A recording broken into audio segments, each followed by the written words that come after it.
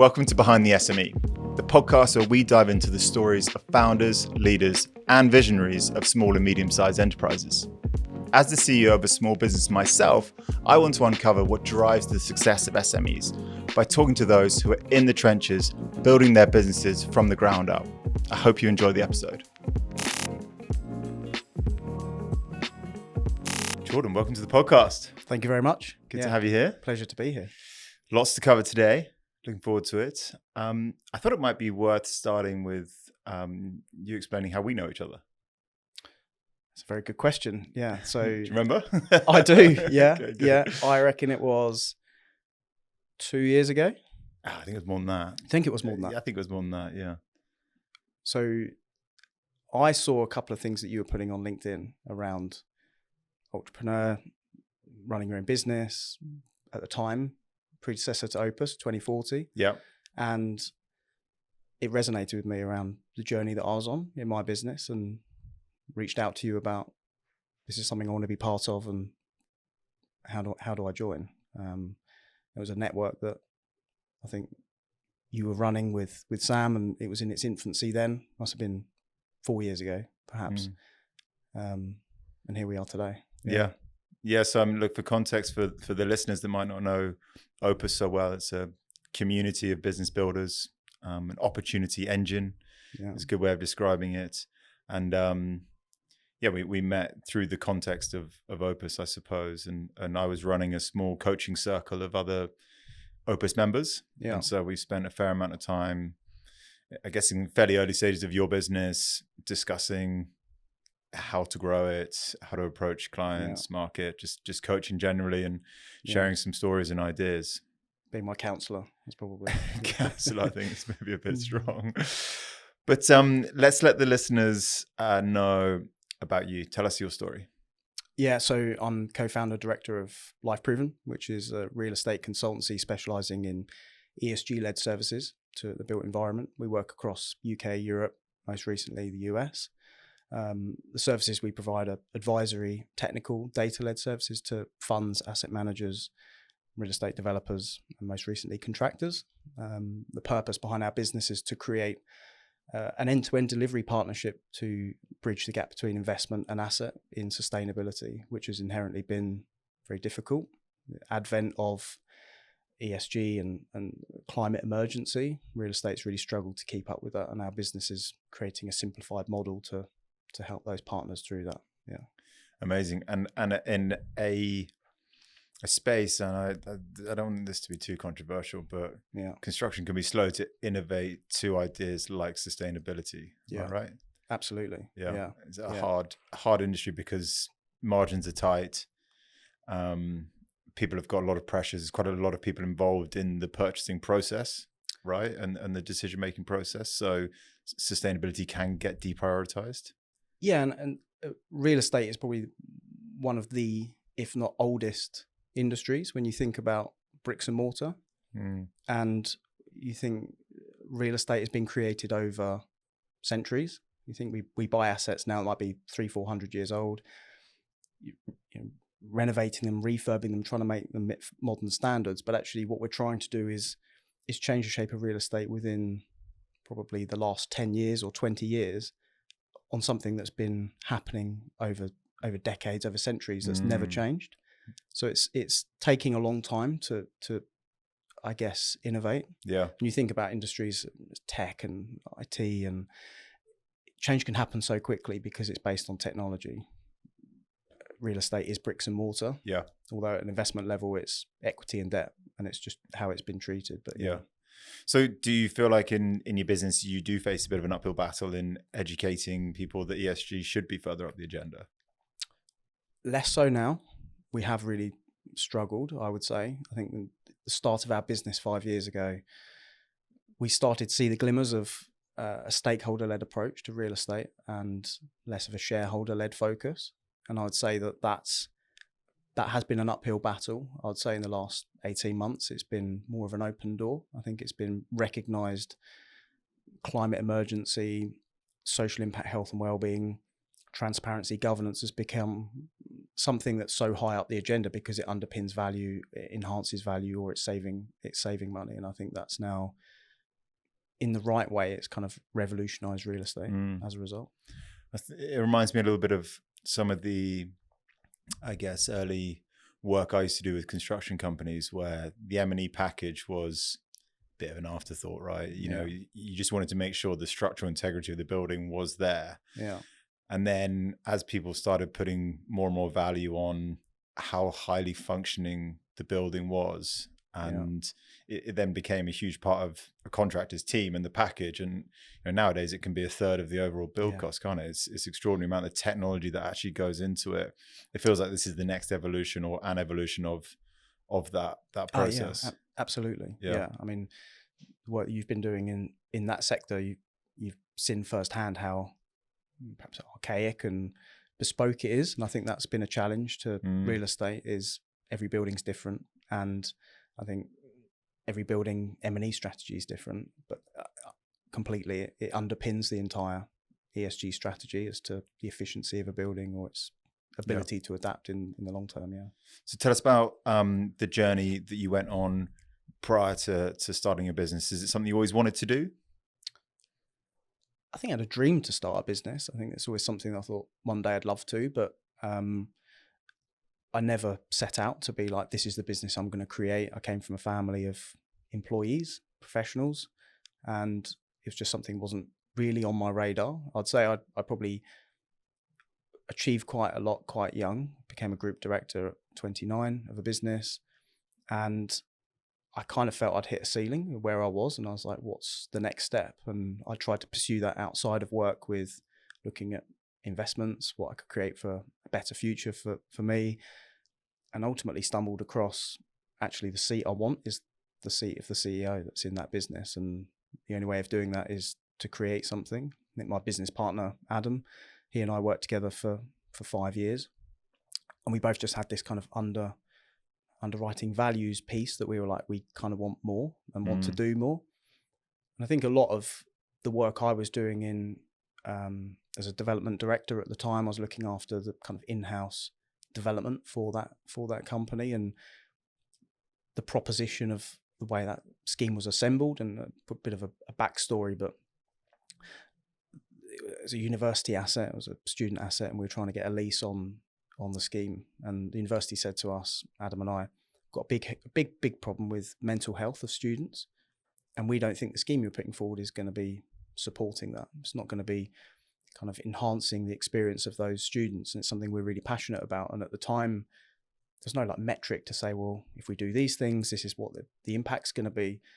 But what we started to see, that was having a material financial impact on the asset, because we couldn't get a lease agreed. The funder said, until you get your lease, we're not going to be funding it for you. We can't deliver it.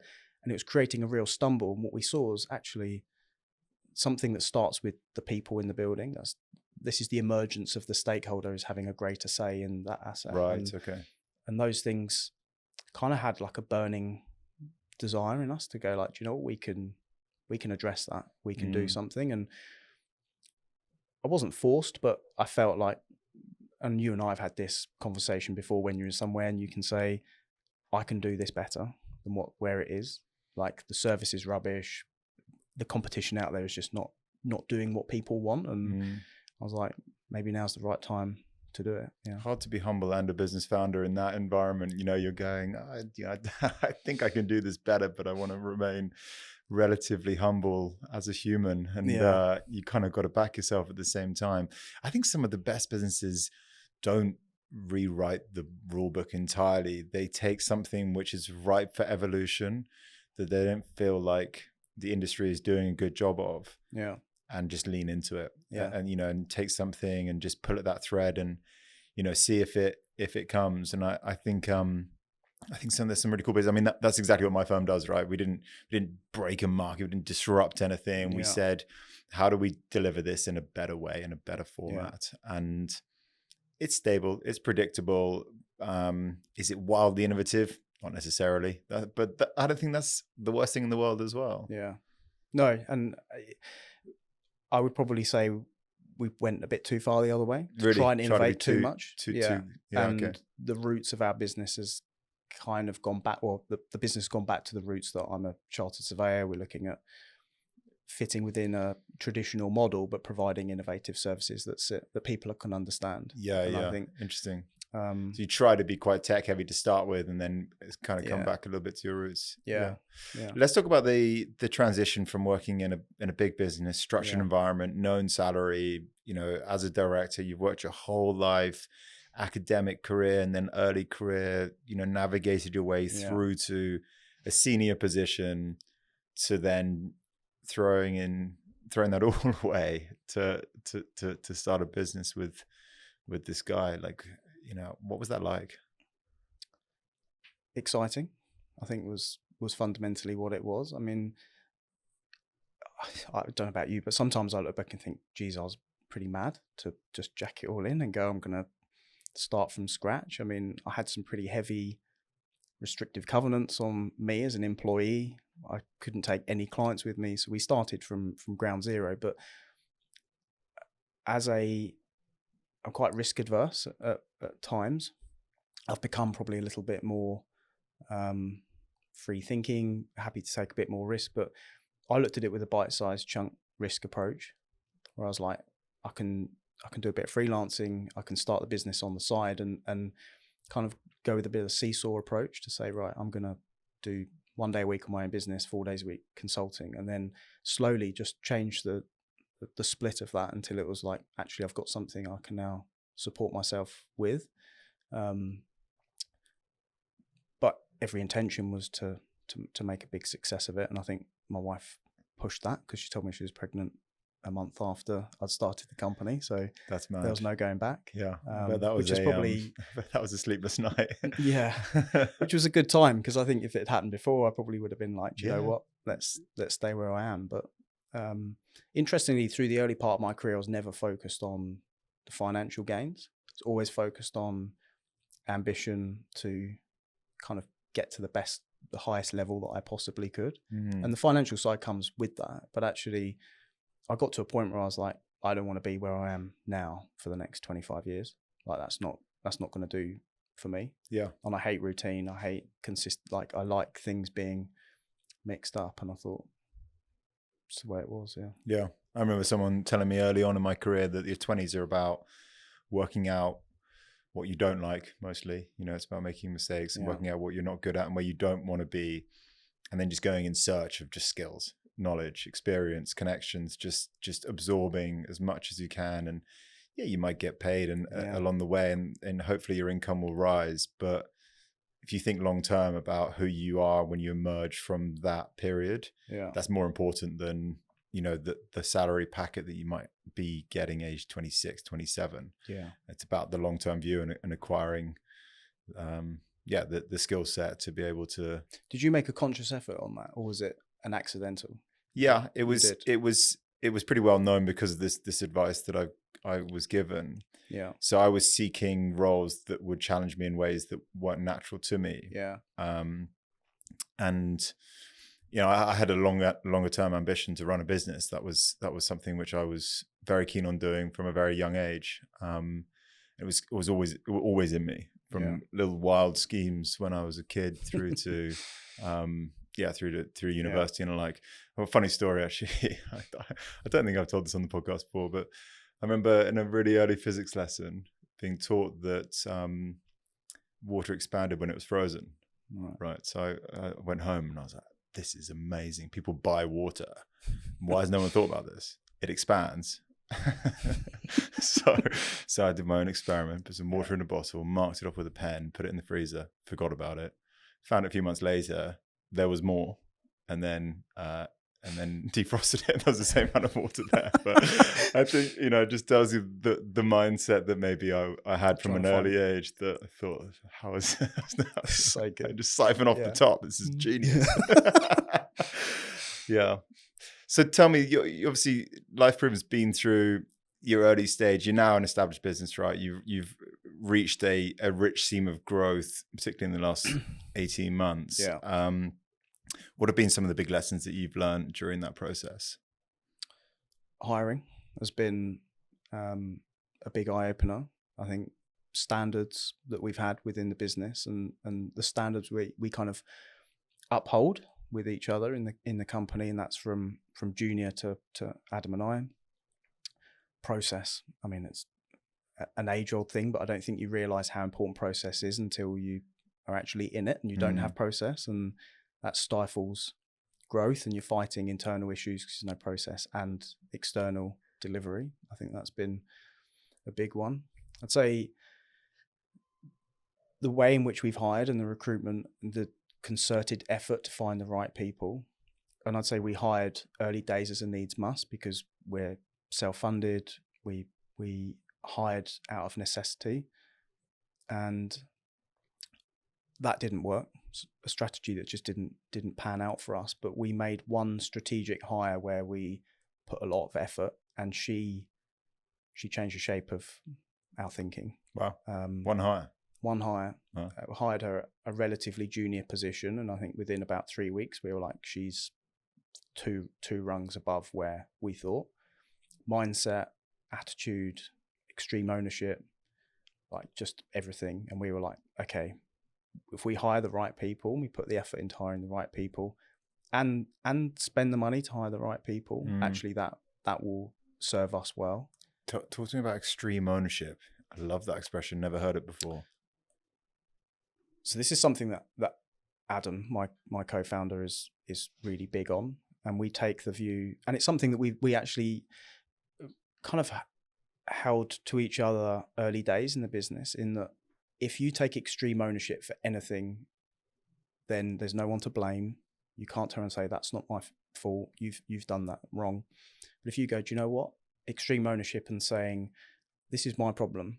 If something goes wrong, this is my problem, and how could I have fixed that? How could I have taken that better? And I think that's something we ask of our team, to take extreme ownership. If this is your project, you own that project and you see it through. You can ask for help. You can come to us and say, I'm stuck, but ultimately you don't blame if it's gone wrong. And through the extreme ownership, we've then identified the importance of communication, in could I have communicated that better? Did I brief that person better? And we just have that as an overriding principle. Love and it. even in personal life, and you think, do you know what, could have done that a bit better.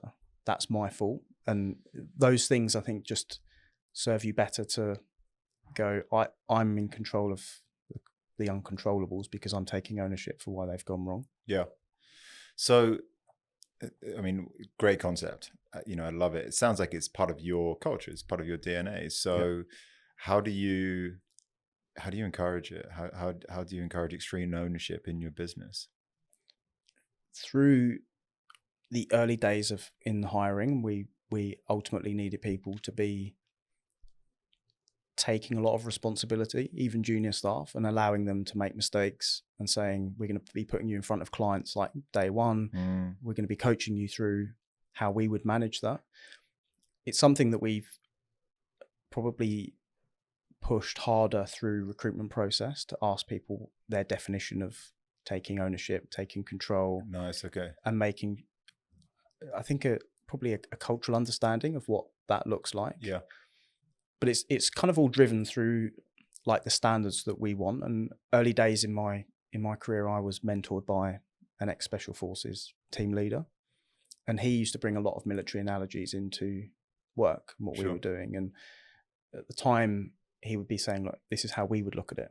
Everyone has their role, everyone has their responsibilities, and everyone is responsible to take complete control of that and those responsibilities. And when we've kind of looked at ourselves to be like, we want to be the best versions that we can, and we ask that of our team, and we lead by example to say, this is how we expect to operate.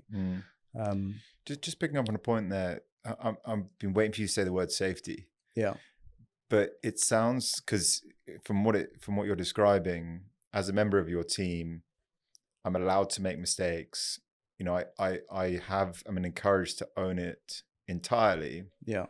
And it's okay if it doesn't work out. I still own it. I can't shirk the blame. It's part of the culture. But it's because I'm in a very safe environment. And I'm interested that you didn't say the word safety, almost as though it was a given. Yeah. Do you see what I mean? It is, because businesses I've been in before run on the culture of fear. Yeah. You come to work every day fearful. And personally, I've always been really good in team environments where I've allowed people to be themselves. Like if we had a corporate golf day back in old school days, I won a disproportionate amount of the golf days. I'm not the best golfer, my team weren't, but we just had a really good team environment where you shanked a shot into the woods and you're like, doesn't matter, put another one down, we'll go again. Yeah. Like everyone's allowed to be themselves. And in our environment that we've kind of cultivated in the company, it's the same principles of, if you've made a monumental error, you come to us, you talk about it, we'll figure it out together. And I think we've done that through example, where we've had some, as you do, reports gone out, there's a big error in it, we need to navigate that with a client. It's allowing people to say, you've made a mistake, but we don't make it again, and we learn from those things. It's a really interesting podcast I listened to with the CTO of Amazon, and he said you learn more from the errors and the mistakes than you do from looking at where you can be better, because you ignore then the problems. And I think safety is something that I think people thrive in, and it can be exploited. And I think there's that fear that people will say, oh, it's easy, doesn't matter. So I think there's a real fine balance. And that links to your point about standards. We've had this conversation before. In fact, someone once asked me, what's the number one piece of guidance I wish I'd had early on? Yeah. And that, I said, I think would be to have really high expectations of people, because it's very easy, particularly in your early days, to almost feel grateful that someone is turning up to work for you, even though you're paying them and they're part of the journey and they're employed and all the rest of it. But you kind of go, oh God, are you actually going to come in on a Monday? Oh, you're here. Okay, great. But yeah, well, the work was okay, thank you. Yeah. And actually, what it does is it sets the bar really, really low. And having really high expectations of yourself and others sets the bar high, and it is a feature of a business culture. Yeah, absolutely. Yeah. So how have you managed that over the years? It's been a steady kind of progression. I think it's kind of aligned itself to the types of clients that we've worked for. We have a saying in the company could you put that person in front of BlackRock? And that's like our benchmark when we hire people, when we talk to them and say, are you capable of being in that room? And we've slowly dialed in harder and harder, like what it means to have good standards in the company. And we've kind of looked at that as the best version of yourself every day. People are allowed to be vulnerable, allowed to have bad days, good days, but they still maintain a level of standard. And that for us has been something that we've just recognized to say, do you know what? That hasn't been quite good enough. This is what we expect of that. And this is what we expect. And I think we love like the analogies of different industries and different areas. And you think of, like we mentioned, like military standards, like everyone adheres to a standard because that's the most efficient way of getting things done. Everyone operates in the same sphere. Everyone's different, but has a commonality of standard. In sport, standards are, you're going to represent your team. And we found that someone might be so technically gifted, but if they can't back that up in the soft side of being a team player, being humble, taking ownership for something, being a good communicator, dressing well, just body posture, eye contact, these simple things, presentation, it all goes for nothing. Yeah. And that's just something that, like, I think it's just made our culture unbelievable. Like the team we have are exceptional. Yeah. And everyone will call out, not call each other out, but just say, do you know what, next time, think about that. I think you're on you're on such a great topic here, because there's a couple of parts to it. The first one that comes across really, really clearly is that you have a really strong identity as a business, and you have a good understanding of what your identity is, have done since the beginning, but you know what Lifeproven is about. Yeah. Might not have always done that, but now it's very, very clear from an outsider's point of view. Yeah. And what you're able to do, and clearly what you're good at, is identifying people that fit well with that identity through values alignment. And if you've got a rich team of 15 people that are clearly values aligned and meet the identity well, and one person doesn't, they stand out like a sore thumb. Yeah. True? Absolutely. Yeah. Yeah. Okay. Yeah. And I think if you have standards, it creates an identity that people want to aspire to be part of. Yeah. And you turn around and say, I want to be part of what they're doing. They're doing good in real estate. The work is amazing and the clients are amazing, but actually I want to be part of that team. And I want people, when we interview them, to go, I want to be part of that team more than any other business. And that it's like any team, professional or not. We're a professional real estate business, like a professional sports team. And we want people to go, I want to join that company or that team rather than that one. Have you ever heard of the levers test? No. So it's a good one. It's a question you would ask your team leaders that said, if that person handed in their notice, would you try and keep them? That's interesting. Yeah. And if the answer is no, then the next question needs to be, why are they there? Why are they there? Yeah, literally. And it's very simple as a test, but I think it's a nice one. I think it's powerful. Yeah. Let's change tax. Actually, one more question I wanted to talk to you about on this topic. You once told me about something you have in the business, which I've never heard of before, and I want to know if you made it up and what it is. But you told me about your communication charter. Yeah. Tell us about that. So this comes back to, I've been obsessed this year with communications, and it's something that's always been ingrained in me from the mentorship that I had is when you think of anything that went well, anything that's gone wrong, it comes down to communication. And we had this thing where communication isn't just written or verbal, it's presentation, it's the document you send, it's how you engage with people, first impressions. And it's something that we kind of have been doing subconsciously, but we wanted to go, what does that actually mean to a company? Like, what are our communication charter to make things so abundantly clear to the team, but also to our clients, that there's no room for ambiguity, no grey areas.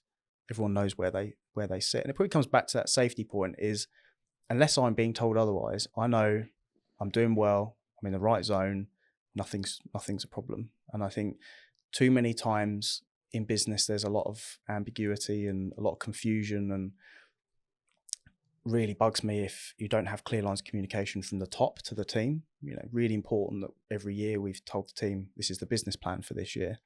Every week we go, these are the new commissions. This is the things that we're focusing on. And that's always been such a strength, because you've got the team are out there talking to clients or they're on projects.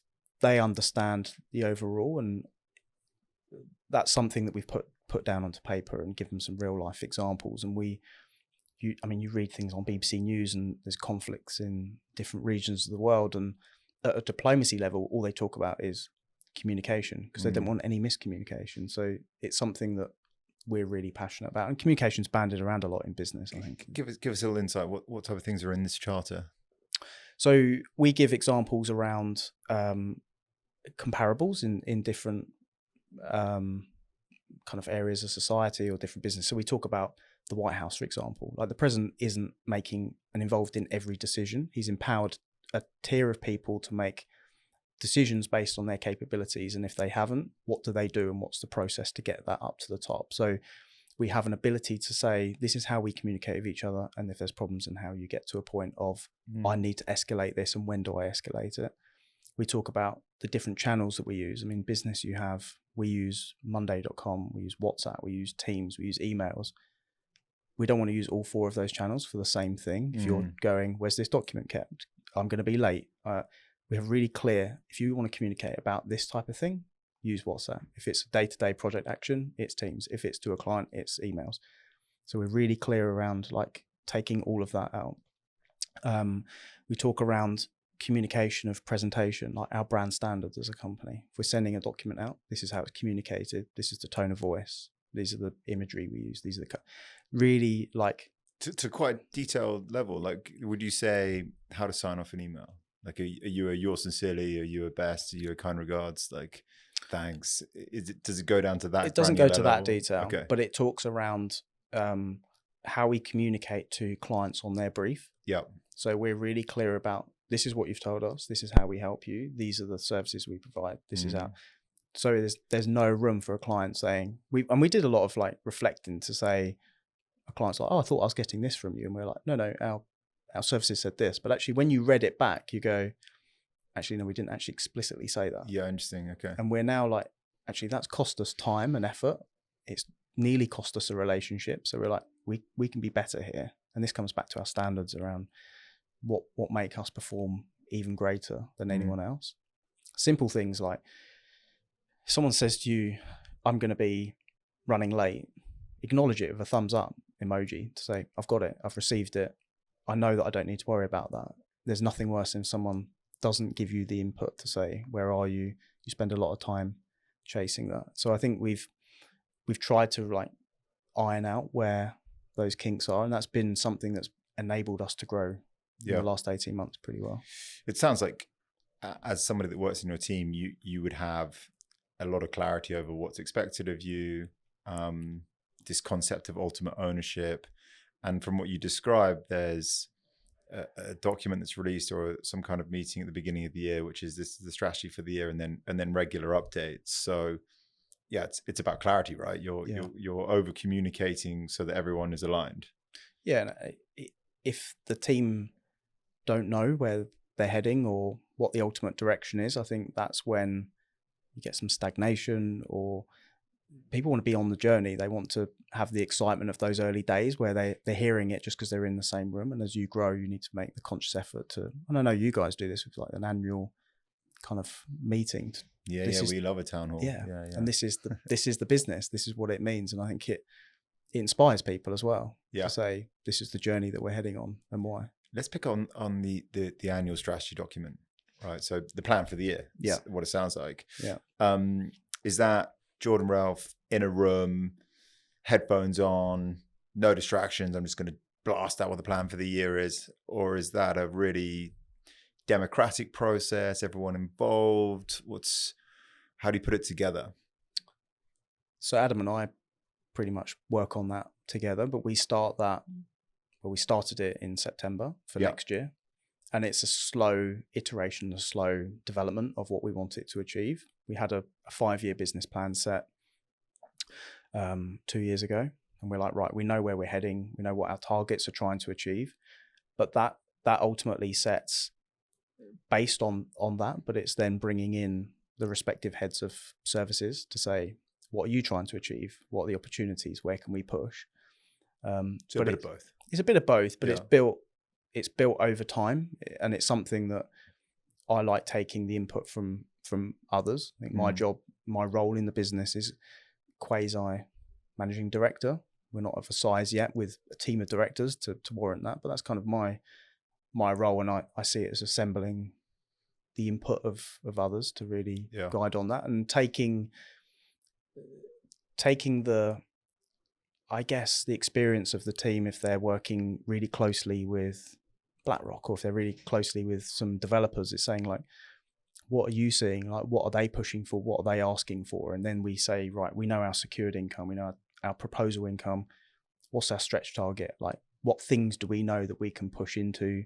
What things are emerging that we could create some new opportunities from?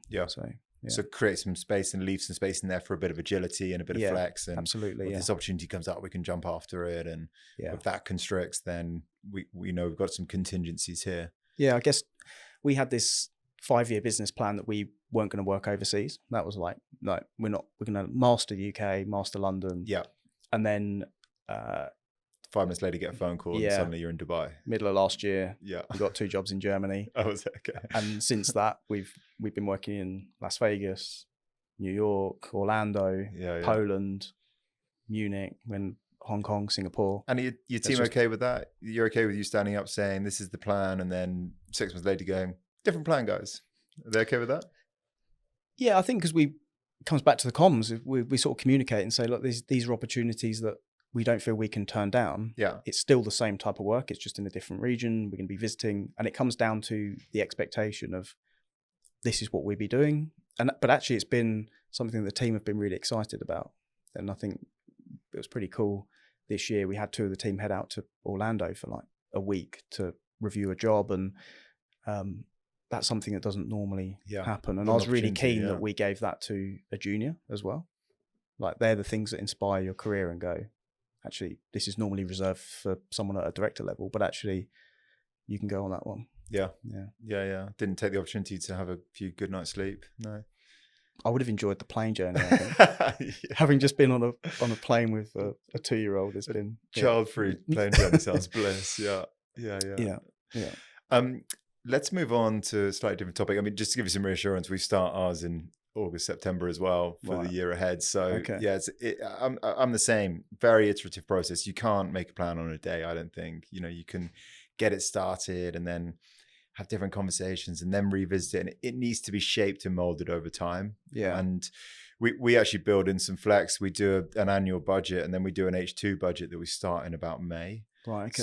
So we'll kind of kickstart the year and then go, did it start faster than we expected or slower than we expected? Okay. This changed. And then we'll make an adaptation to the plan just for the second half of the year. Yeah. And I think building in agility into that budgeting process and the planning process is really helpful to be able to respond to what's going on in front of you.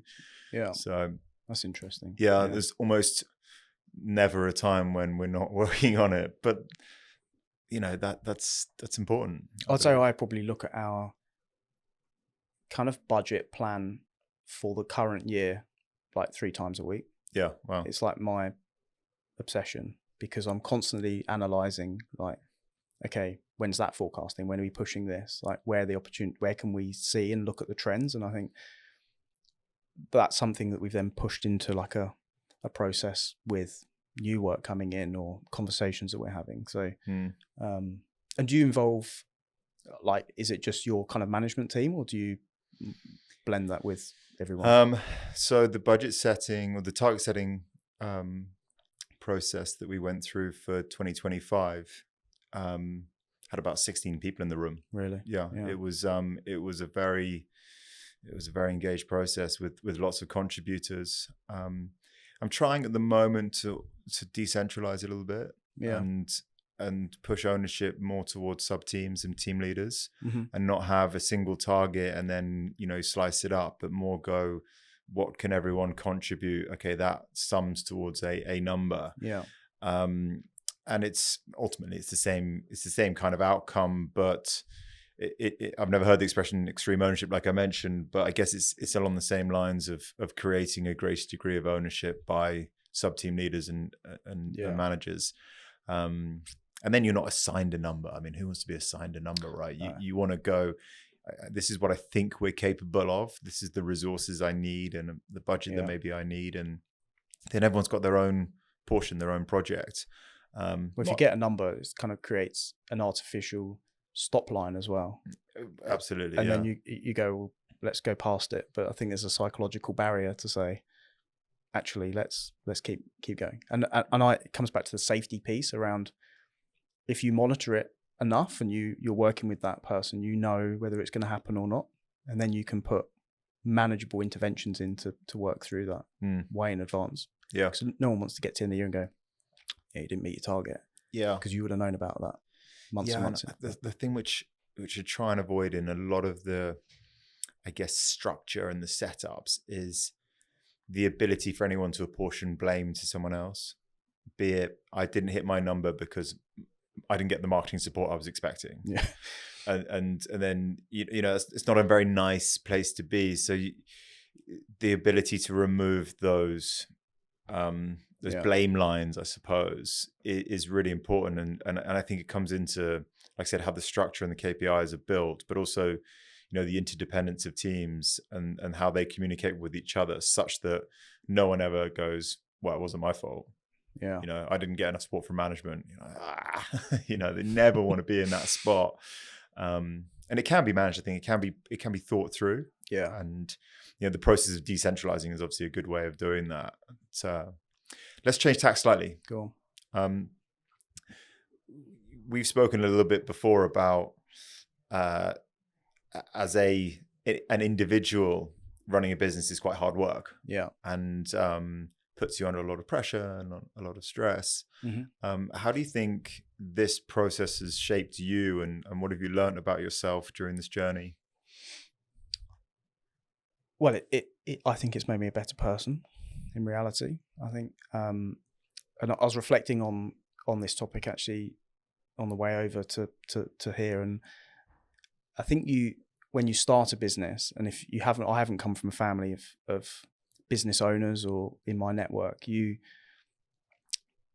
the bite-sized chunks that you take in the growth of a business, you're there for a reason, and you're not ready to then level up to the next stage or scale until you're personally ready and that you're able to deal with those things. And I would say every time the business has jumped, it's because Adam and I have been ready for that jump personally and the ability to absorb that.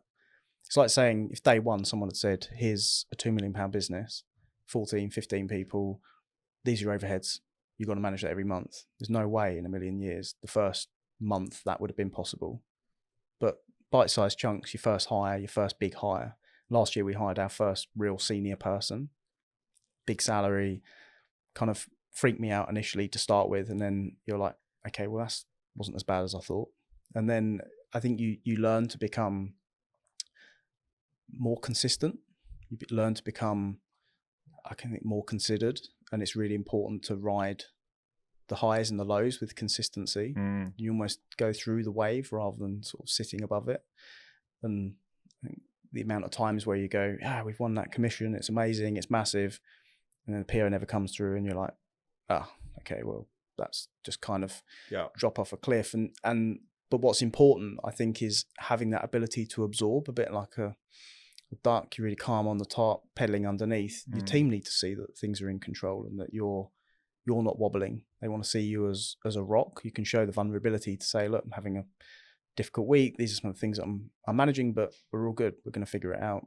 This is what it is. And I think that's something that I've probably taken away more from the experience of a business, is that I've just become an all-round, more considered person. Yeah, interesting. Let's pick up on a couple of points, but there's one thing I want to draw a parallel to, because as you know, I'm a newish dad, and I think, how new? Well, he's 15 months old. Okay, still pretty fresh. Yeah, I think if you were handed a 15-month-old on day one, you would go, what the hell am I going to do? Yeah. I think actually the build up from it being teeny tiny to then just gradually becoming more toddlery, it's like you're getting hardened. It's like, right, we'll start you off with no sleep. Yeah. But the thing isn't going to move. You're like, okay, fine. I can get over that bit. And then, and then he starts crawling. You go, okay, you can move, but slowly. Yeah. And then he starts running with no awareness. You're like, okay, I'm ready for this because I dealt with the crawling bit. Yeah. It sounds pretty similar. It is. And it reminded me of the founder of UGG, Brian Smith. And he spoke about a business is like a baby. Beginning, doesn't do anything. You have to do everything for it. And then as it grows and evolves, it does more on its own. It's kind of interesting parallel there.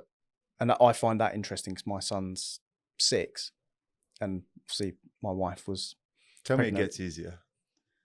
It's a different level. Everyone says that of easy. You just got new. Like we've just been on holiday, and I've been in the pool for like 8 hours a day rather than. And I think they're the bits that you're not doing the baby stuff. You're doing something else. Yeah. Let's talk about the thing you said about it. You think it's made you a better person. Yeah. How do you know that, and what way? I'm more grateful, I'd say. Like the simple things I just would have taken for granted around having a salary at the end of a month. It's really easy when you get paid a salary that you just go, that happens every month. Could have a bad week, bad month, I still get paid a salary. And I think recognizing the input of hard work and how that pays off, and it's just made me really grateful for the simple things. I've been more considered with personal issues or challenges, or in managing those kind of difficulties. But I'd say it's made me a better person because I've just been more tolerant, more considered around personal life, professional life. Certainly, recognizing that you have a bad day, that doesn't mean it's a bad life. And I think probably would have been a bit more invested in the emotions of working for someone else, and a bit like the targets thing. You've not met my target, but okay, well, I will meet my target. What's the route I will get there? And just taking a more kind of managed approach to it. Yeah. Have you had a situation whereby your ethics, your core, you're a good or a bad person, is starkly brought into question within a business context yet? Yeah. Unusual, right? First time it happens, you're kind of like, oh wow, I didn't expect me to be given this kind of red pill, blue pill almost scenario, and who am I? Yeah, I remember the first time it happened to me and going like, oh God, what do I stand for? And it being kind of a really new experience, and deciding what to do then, I thought was really illuminating about. Have you found it's now easier when you're faced with those because you've been through it? And I now know that I'm not a terrible person, so yeah, it is a bit easier. But when you're by yourself, now we have a really amazing team. We can throw stuff around and work out what the right thing to do is. And we have a strong value set, which is we'll always do the right thing, and it's in the best interest of the people involved. But when it's just you and you're in a room by yourself, oh my God, where do I go with this? It is a different place to be. Yeah, it is in the early days where you might be in the conundrum of, I've got to keep the lights on, the business is young, and everything in my vibe is saying no, but then the element of, I need to keep this thing moving because it's a personal issue if I don't. I think those early days are difficult where you are faced with that. But I think it probably comes back to the importance of your values and the mission you set out, is that they are your guide rails. And as you say, as you get bigger, your team's going to say, absolutely not, or yeah, we're comfortable with this and we're happy that's okay. Yeah. Nice. We're nearly there. I want to pick up on one more topic. I want to get your take on what you think it takes to build a successful small business. Resilience, I think, is and a purpose, value behind why you're doing it. I think I spoke to my brother actually yesterday he's got this idea and this concept, and I said, before you even start with what you want to build, is start with your personal why. Because I said, in 11 o'clock at night on a Friday, you'll still be working to try and get something done. You don't want it to be because you're trying to make a load of money. It's because you've got some reason behind that will keep you going, keep driving you. And I think that's something that has pushed me in that, and certainly through some challenging times in the early days. That's been something that's been there. And what's your why? It's a good question, but my why has been driven from probably some personal endeavors. I lost my dad when I was young, and I think my drive has always been to do him proud, and that was something that pushed me really hard in my career, early days, in knowing that he didn't have any clue. I was at school when he passed, and I think that's always just been behind me, to be like, I can be someone that I never even thought I could be, and show him. And I think I've just always wanted to be the best I can. I think that's just always pushed me for that reason. And we spoke about, my kind of interest in what makes successful people and what makes them tick. I think there's always something that makes someone go, I'm going to be better. I'm going to be the best I can, and I'm not going to settle for anything less. Yeah. But two things can happen after an early age trauma, right? I mean, multiple things can happen, but if we're really simplifying it, it can be a source of a huge amount of motivation and drive, or it can really throw the spanner in the works and lead to a bit of a tailspin. Yeah. Why was it, do you think, for you that it formed the former? It's a good question. I think, I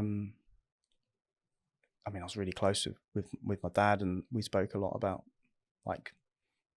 he was actually worked just around the corner from here as head of corporate real estate for a bank, and I'd worked with him, work experience and stuff. And I think I wanted to pursue a career that an area that he was in and wanted to push that. But I think I probably took a lot of responsibility after he passed to be like, okay, I'm now sort of filling a bit of a gap, and I want to be as successful as he was and push in that space. And I think that's just, and I agree with you, you definitely go two routes. And I think it's just my upbringing was like, actually work hard and pursue something, and that's what drove it. Yeah. But I think coming back to the point on what takes to run a successful business, I think it's the resilience to not give up and not quit. But I think is having the humility to say it's not working in what I'm trying to do, and pivot and change and look to go.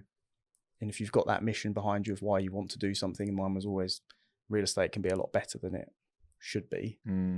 I knew there was going to be a carving through that, and Adam had the same thing, that you go, I'm just going to figure it out. Yeah. If you quit, the amount of times you think, I wish I could quit, but you can't, because you've set so much up behind you and everyone's reliant on that being successful. So. Yeah, it's interesting that you quickly linked resilience with a why. You know, you said it's about resilience. That's what it takes to run a successful business. And then you quickly said that comes from having a really strong purpose, which you linked to, you know, your own personal reason. Yeah. But I think, you know, it can be linked to anything, right? It could be linked to a broader interest in the environment, or in, you know, making people's lives better that work for you, or your clients' interests. And, you know, there's loads and loads of reasons that it can be, that can bring that why, you know, forward in your mind. And for almost everybody, I believe it exists. You might not be aware of it, but it's there somewhere. I would agree with you on that. I never had this like day one, like you, I'm going to run a business. I was never entrepreneurial as a kid. I never had these. You didn't freeze water? Didn't try and freeze water and sell the margin. I can assure you that it does not work. In fact, a little bit, you lose a little bit. A little bit of slippage. I agree with you. I think giving people that kind of belief and purpose, but starting from, like, as you say, a mission that might not be born out of some personal tragedy, but actually out of, you know, complete passion for something. Then wanting to make the world a better place. Yeah, absolutely. Yeah. Well, on that heady note about making the world a better place, we'll finish there. Thank you so much, Jordan. Really thank you. Enjoyed the authenticity and openness, and really appreciate it. Great. Thank you very much. Thanks for tuning in to this episode of Behind the SME. Don't forget to subscribe and leave us a review. It really helps others find the show. If you want to get in touch, you can find our email in the description. Until then, keep building, keep learning, and we'll see you next time.